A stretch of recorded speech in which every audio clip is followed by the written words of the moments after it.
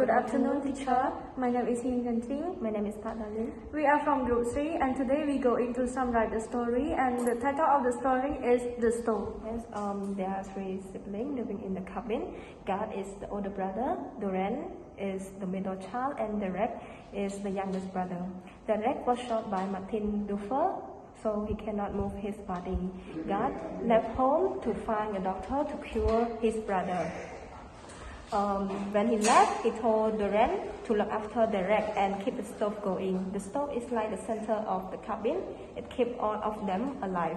And 5 times during the night, she woke up to feed the stove.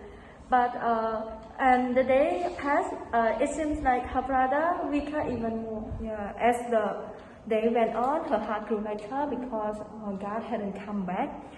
She waited for him all night, afraid to sleep, fearful that the stove might go out. And one day, there was no wood in the cabin. Before she could do anything, she go to find a wood pile, but she couldn't find any.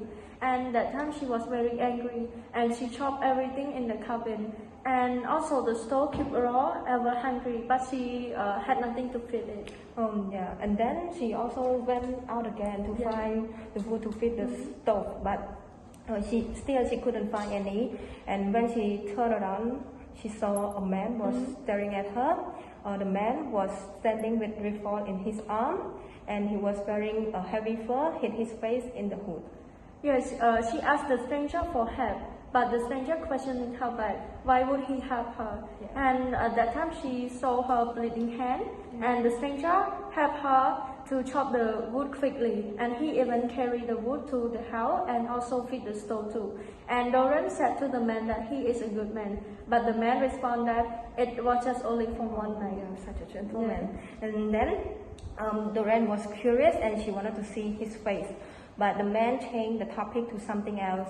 At that time, God comes back with the doctor, so Doran was surprised to speak.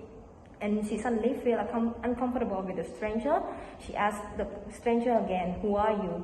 And the stranger responded her with, "You will know within a minute." Yes, and when the stranger came closer, the stranger quickly pushed Doran in the cabin, and Doran rushed to the door. And at that time, she already saw that God had raising a gun to fire against the stranger, and the stranger was running to the forest and disappeared.